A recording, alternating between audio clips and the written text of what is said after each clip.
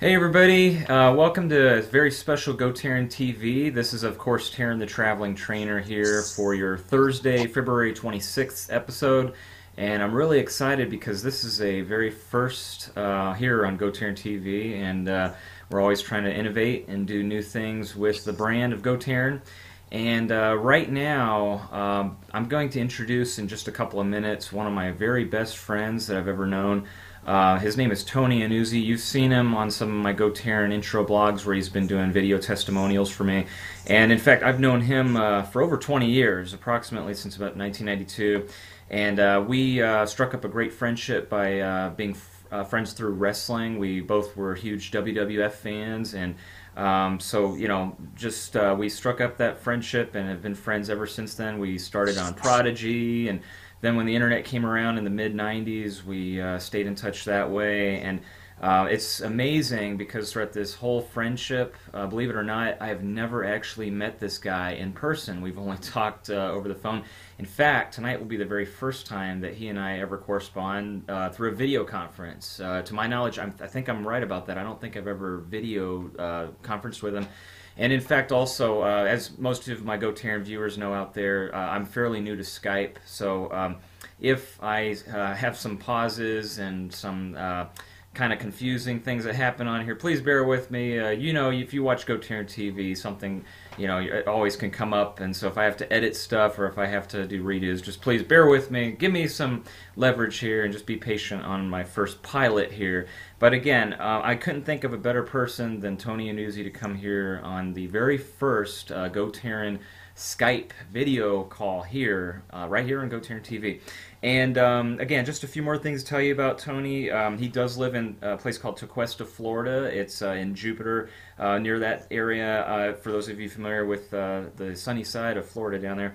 And he's also engaged to his beautiful fiancée, Katie, who I'm sure he'll speak about. And I just wanted to throw this in as a cheap plug, but I'm actually going to be honored to be one of his groomsmen on his wedding day. So really excited about that. So stay tuned because we're going to take a quick short break here. Again, when we come back, we're going to be welcoming Tony Annuzzi to the GoTarryn video Skype call.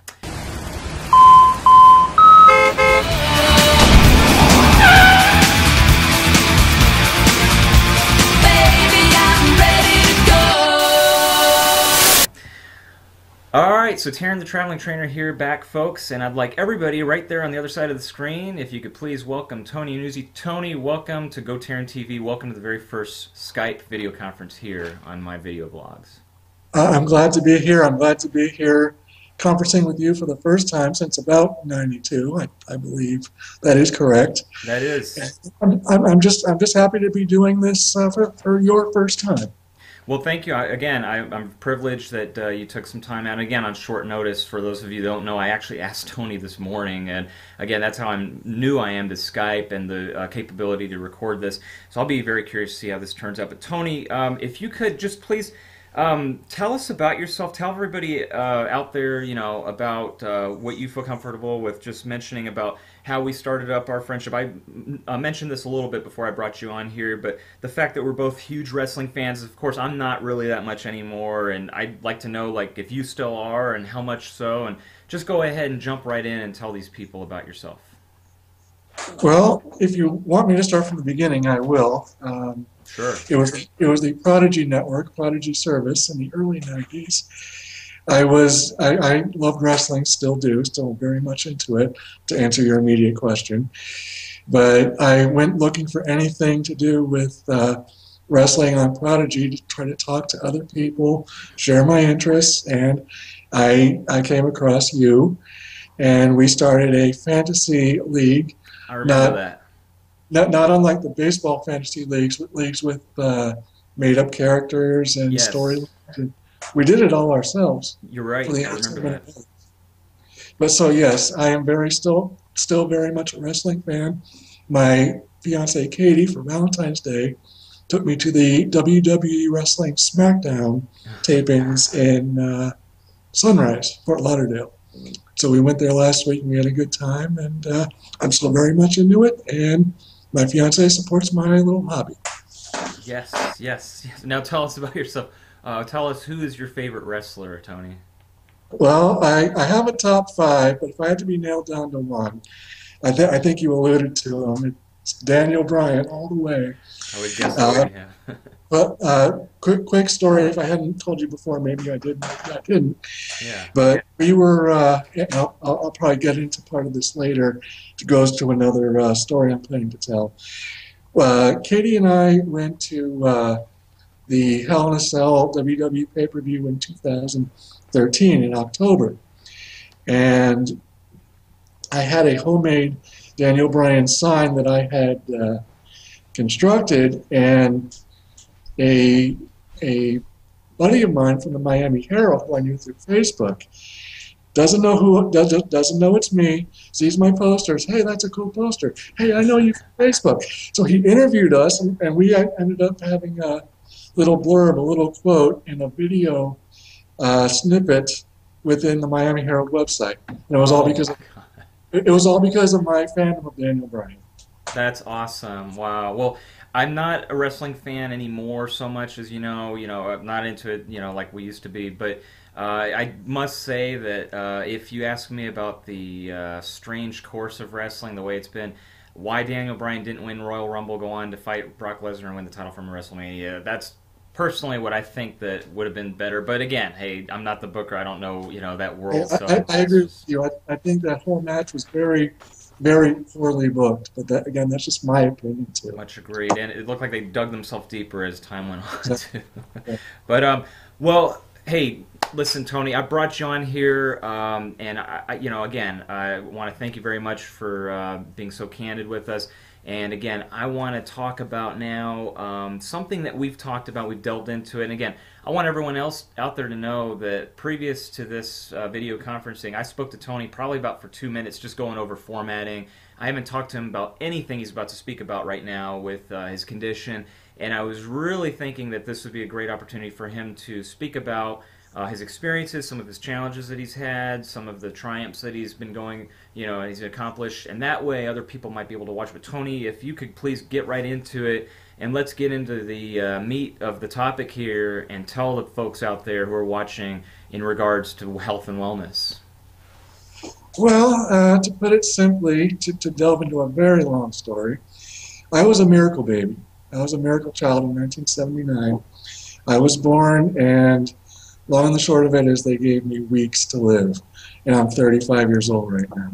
We're the same age. Wow. Yeah, exactly. Now, I was born with, among other things, an artificial, not artificial, I'm sorry, a faulty mitral heart valve that did not work after I was born. So they had to go in and they gave me surgery number one to try to fix what I had, and they couldn't. So Wow. they had to go in again a second time for an artificial mitral valve. And as I grew up, this was about 3 years old, Mm-hmm. they tried to fix my natural one at birth. Didn't work. They went in again when I was 3 years old, fixed it, and I grew so big that at the age of 5 I had to come back. And they fitted me with one that stayed with me until I was about 15, 16 years old. Wow. So I really don't remember much about my first three surgeries, but my fourth surgery, we finally bit the bullet and did it. Right, it was the year 2000. I was 20. I was almost 21. And the thing of it is, because of my history, I'm just mentioning the hard stuff now. I have one working lung. I had major scoliosis of the spine. I Wow. had, an, I had an esophagus that connected to my lungs. I was just a mess. But the Wow. good news is they came in, they went in, and they fixed everything. And but anyway, at the age of 20, I went into Columbia Presbyterian, the babies wing, the babies pediatric hospital wing, at the age of 20, because that's just how my situation was. Wow.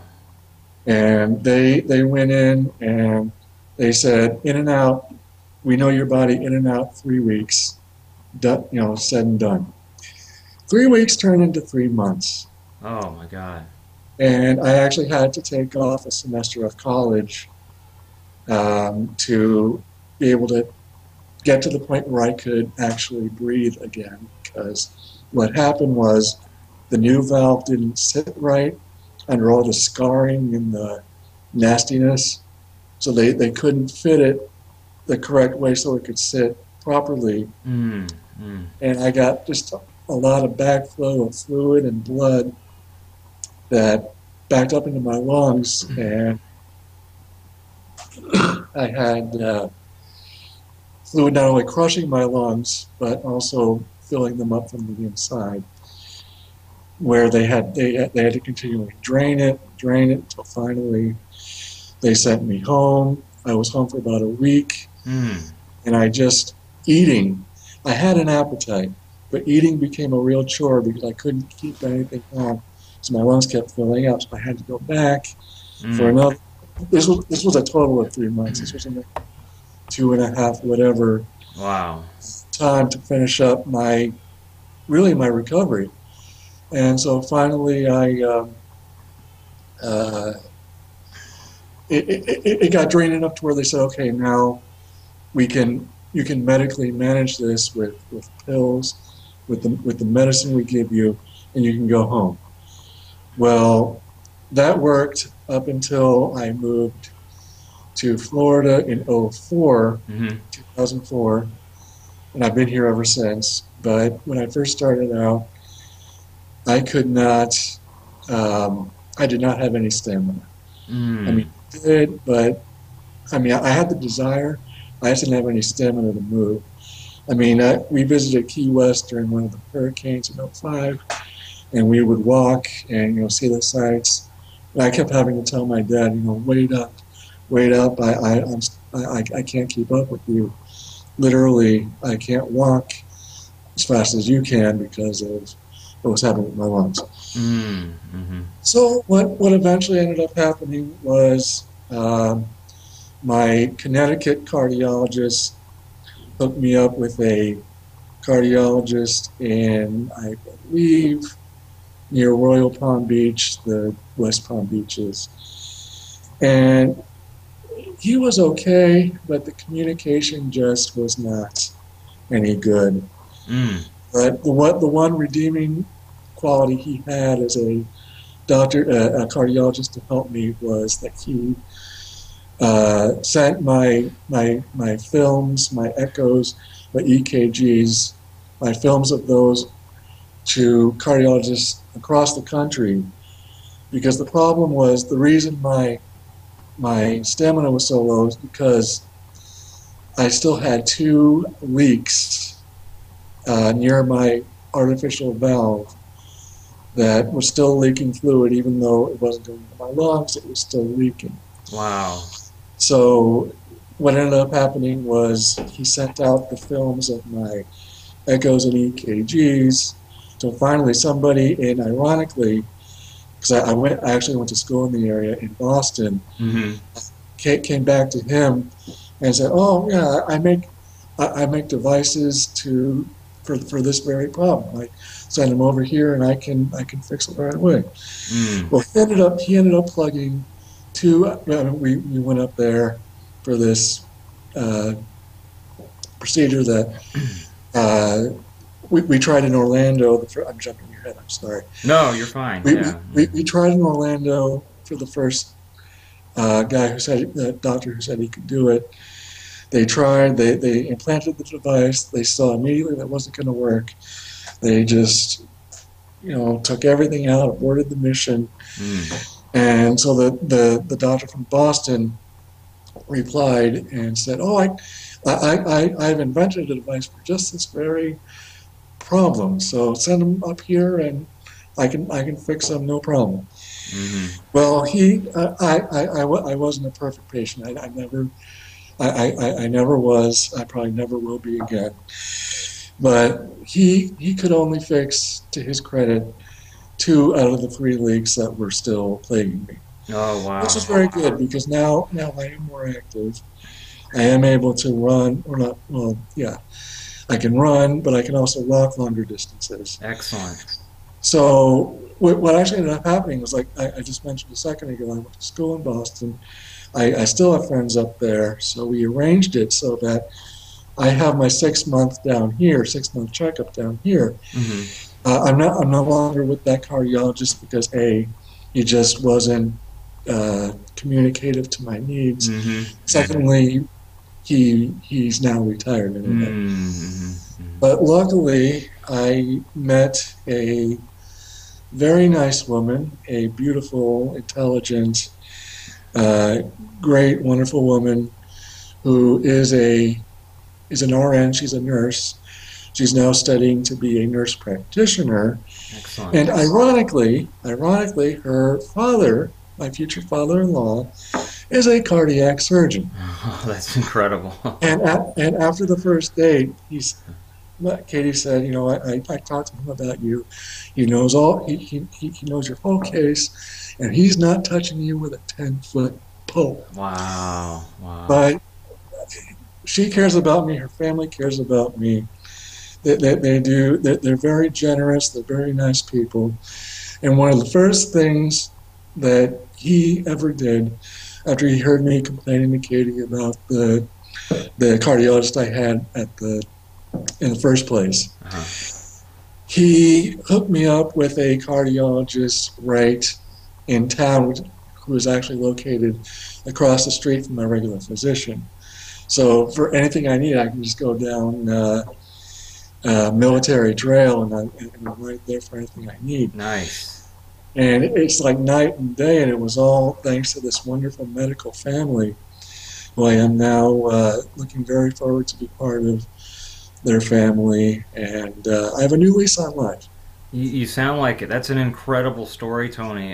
You know, again, for as long as I've known you, you just opened my eyes up big time there on a lot of different areas that you just hit on, and I'm so happy that it sounds like it's got a really happy story, ending there, like a fairy tale ending, I should say, and you've got something to look forward to with Katie there, and I think that's incredible. So I am just very impressed by your courage and strength throughout this whole ordeal, and again, there's a light at the end of the tunnel there. But Tony, out of this whole experience, what would stand out as the one hardest challenge to you, that was the biggest obstacle that you almost thought, this is too much to handle? Is there anything that stands out? Well, there's probably a million I'm not even thinking of, but you say stands out, I can only think of one thing. My fourth heart surgery. And when was that again? 2000. I was 20. I was almost 21. Okay. In fact, I was itching to get out of the pediatric hospital before I was going to be an age to where I could partake in some adult activities like drinking. Oh, wow. And no, I mean just the cornerstone of adulthood, 21, and here I was in this pediatric hospital. But back to it goes into what I was just about to say. There was a point in time where they knew that I wasn't going anywhere anytime soon. Mm-hmm. And as courageous as I am, as stoic as I am, as much as people say, "Oh, do you need anything? Can I get anything for you?" I mean, when nurses, whose job it is for them to, wait on you and all your medical needs, I even felt bad for them to be waiting on me, because I still felt, besides what was wrong with me, I still felt, other than that, relatively healthy. But anyway, back to my point, there was a point in time where the doctors knew that I wasn't going anywhere for a while. That, I believe, was when they realized the fluid wasn't draining as it should. Mm-hmm. And my point is that at that point in time, I just broke internally. I just didn't care about anything. I was depressed, which is, of course, normal at that stage, but I was not so much sad as I just didn't care. I had no idea what was next for me, but I just sat in that hospital bed, and the thing, it was a pediatric hospital, so what I had been through 3 times over before, there are all these new mothers with these little babies who almost expected me, at least on behalf of my mother, expected me to be this bright, shining example of, hey, it's okay, I'm the Yeah. light, I'm the tunnel. Wow. And, Yeah. and, and deep down inside, I would have loved to do that. Right. At how I was feeling right at that moment, it was like, just please leave me alone. Can we just not do this? And Unbelievable. I'm almost ashamed of feeling that way now because, any way I can help somebody, I would want to help them. Well, yeah, Tony, that brings me to my next question. Anybody watching this video blog right now, they can probably, if they could relate to you, maybe they've gone through an experience similar, or they might have a family member or a close friend that has. Is there a couple of pieces of advice that you can give, let's say, to somebody who is going through exactly your situation or something similar? What would you say to them? What positive pieces of advice or suggestions, any tips, can you give them any words of wisdom that you would say to them if you knew what they're going through and they're watching right now? Well, you weren't too specific, but I'll give two examples. If you're a parent of a young child,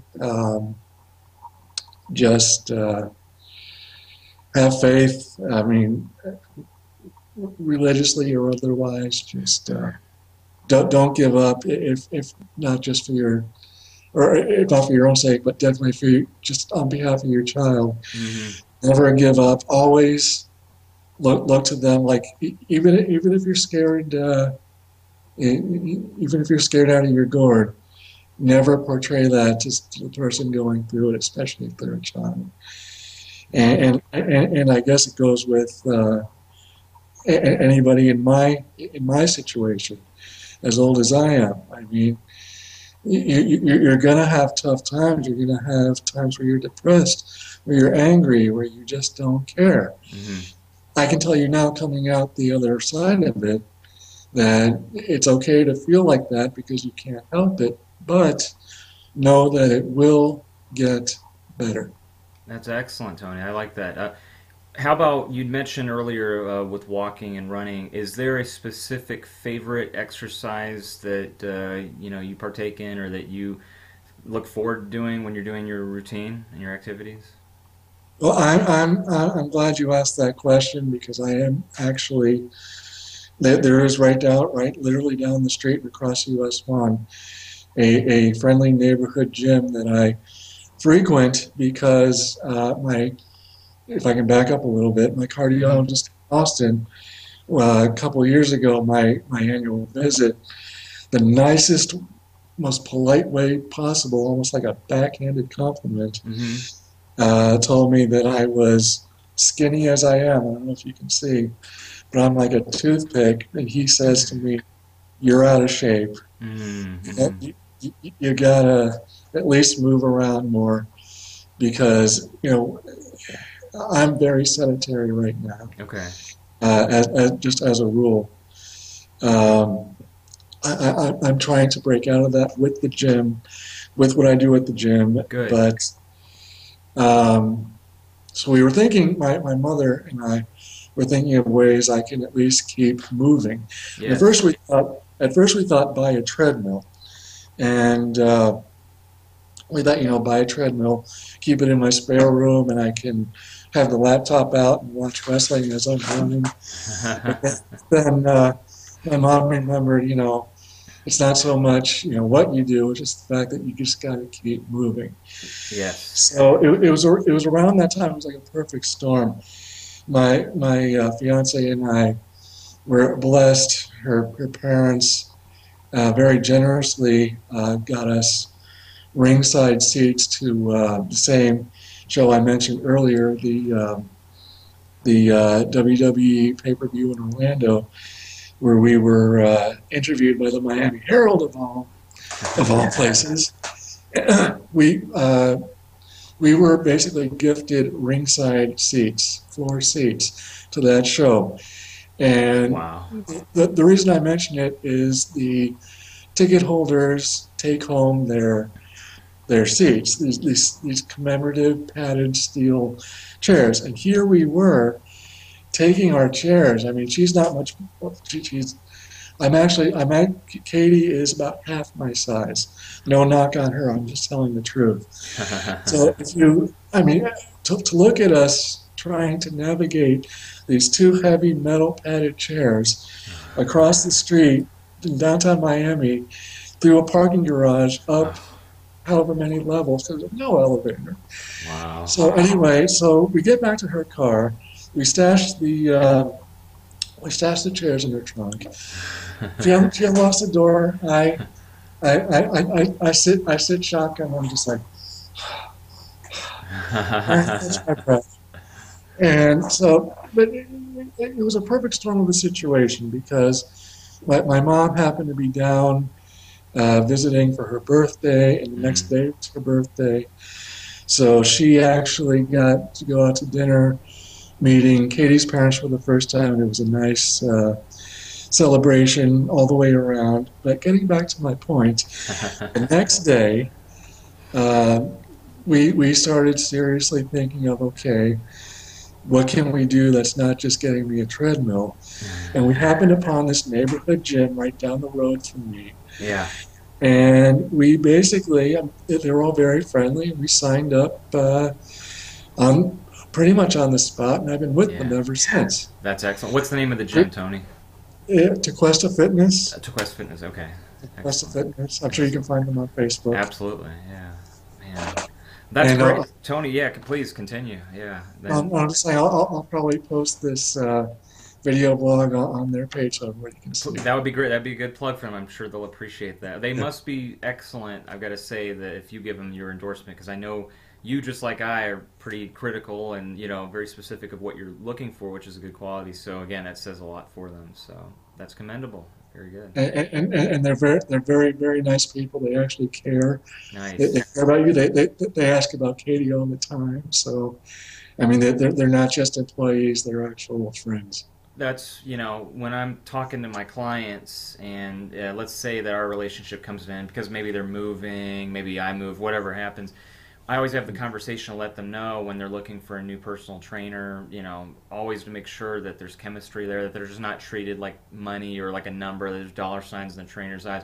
So the fact that you said that they call you by name, that they're asking how your day was, that sets a lot of fitness professionals apart from ones like I don't want to pick on some gyms, but like LA Fitness, for example, or Gold's Gym. We've got some of those big, meat markets here in Atlanta, and anyway, I won't diverge into that. But that's excellent, Tony. Let me ask you a few more questions if you don't mind, because I had in my notes I wanted to make sure I asked you this. If you have one or if you have five, you just tell me right off the top of your head. Uh, Throughout this ordeal, your challenges and overcoming everything, was there a hero? Was there somebody who's an inspiration that you could think of off the top of your head? One person, or again, was it several people? You tell me, that helped you through this. Well, again, you're leading me into very good answers here. When I was 5 years old, the whole way I got into professional wrestling is Mm-hmm. that I had some very nice nurses, and they would bring me little toys and whatnot. Mm-hmm. And this one nurse who I'm actually still, um, actually two nurses I'm still friendly with over Facebook, many years later. Gosh, They wow. knowing I'm a boy, and they try to give me boy stuff, and they started giving me WWF trading cards, and it was through the Nice, trading cards nice. that I got introduced into professional wrestling.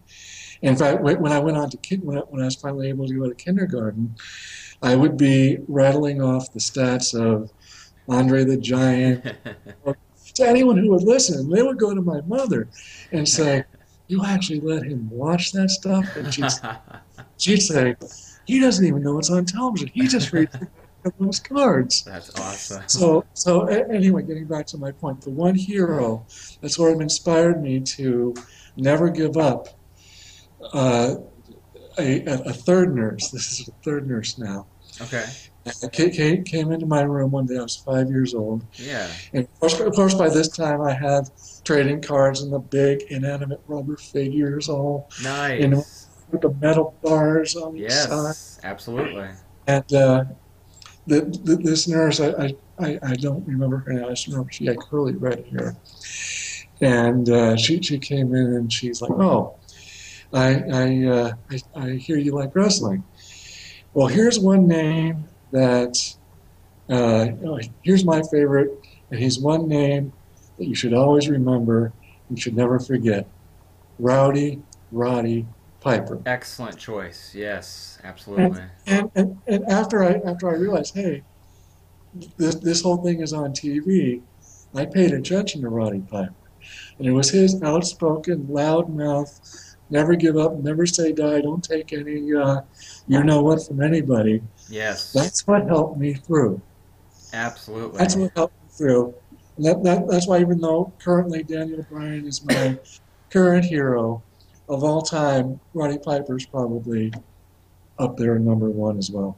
Yeah, a couple of things, Tony. Roddy Piper wasn't the biggest, like Hulk Hogan size, physique. Even though back then, I'm not trying to go off a tangent here for the video watchers, but just I must say, Piper set a good example that you didn't have to be, Hercules look to make it to the top. He was one of the best talkers, arguably one of the best.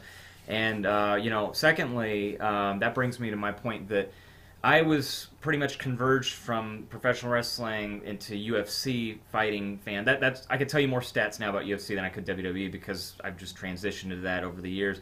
But I will say that my favorite UFC star right now is actually a person by the name of Rowdy Ronda Rousey, who took her name actually from Exactly. Piper. You probably know Exactly. that. And she's a badass, but Piper's gimmick, awesome. I love his phrase. He's come here to kick ass and chew bubble gum, and he's all out of bubble gum, and I think Yeah. that's wonderful. I couldn't think of a better guy to choose, and his outspokenness, his Piper's Pit. I see a lot of similarities myself actually with these video blogs and interviewing. Now people coming on my show and such. So I think Well, that was a wonderful choice there. That's excellent. that's one little quick story that kind of goes with that. So here I am in kindergarten, and the principal of the school is was Italian, like I am, Nunuzzi. So he sort of felt a kinship with this little 5-year old kindergartner who's had all the health problems and whatnot. Yeah. And he asked me what I wanted to be when I grew up, and I said a professional wrestler, just like Rowdy Roddy Piper. Nice. And then a week later is the monthly PTA meeting. My both my parents are there, and up in front of the group, he says, there's a young man, and he goes over my whole history of who I am, and and guess what this little boy told me he wants to be when he grows up. And my parents were sitting there.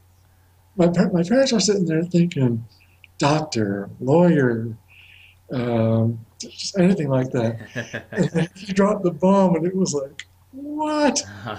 So yeah, it was kind of funny. Oh, that's wonderful. I love it, Tony. That is great. Tony, again, I have thoroughly enjoyed this conversation, this interview with you. I couldn't think of a better, again, interview guest and person to have on here for the very first GoTarryn Skype conversation here. I've thoroughly enjoyed this, and again, not only for my website, but just you and I finally being able to connect on video. Again, for the first time ever. There's a few things that I'd like to ask you before we wrap this up. Again, I want to first of all thank you so much for coming on here. I hope that you'd be welcome to come back again. The offer's on the table if you can ever come back on here. I think I'd that love to. I uh, definitely love to. excellent. Well, the offer's there, so next time you come up, I hope it's very soon. Tony, I always wrap up my GoTarryn video blogs by telling everybody the ways to get a hold of me through the social media networks and such like Twitter and YouTube. If you want, the offers on the table as well. If you'd like to tell people how they can reach you, you can give them any information you want on any method to call you, email you, text you, or any kind of brand building awareness that you'd like to give them. Please do so right now. The forum is yours. Well, unfortunately, I don't have a brand per se. obviously not to the extent that you do. Sure, I, sure. I am on social media. I am on Twitter. I mostly use Twitter because I think that with my Facebook, you can get me at it's just one word. Says called SAYSCALLED. At says called. Yeah, that's my Twitter. And Facebook, Tony Yanuzzi. I'll have a picture of something close to this. They can reach me on Facebook at Tony Yanuzzi, Twitter at says called. Uh, Perfect. that's pretty much it. Good. Okay. Okay. Wonderful. Well, Tony, before I let you go, I want to tell you I have thoroughly, again, enjoyed this. I am looking forward to being one of your groomsmen at your wedding. I can't wait for that. I can't wait to finally get a chance to meet Katie. Maybe we can have her on one of these Skype interviews with you side by side. That'd be pretty cool. Well, that's a great idea. Yeah. Yeah, I like it. Well, I think we're going to wrap this up. Tony, I'm going to let you finish up with the catchphrase that I always tell people when I finish my GoTarryn TV video blogs. I think you know what it is. I'll lead you into it. So, everybody, thanks for watching. Again, you know who I am. I'm Taryn Traveling Trainer. This was Tony and Uzi. And remember, with GoTarryn Personal Training, Tony, I'll take It's it your away. time. It's your investment. It's your life. Go Very take. good. Oh, I couldn't have done it better than that. Excellent. Thank you so much, Tony. You are the man. I appreciate it. You take care. Enjoy the rest of your day and the rest of your week into the weekend. And we'll see you soon, Tony. Thank you very much. Yes, sir. All right. Thank you. Bye now. Bye bye.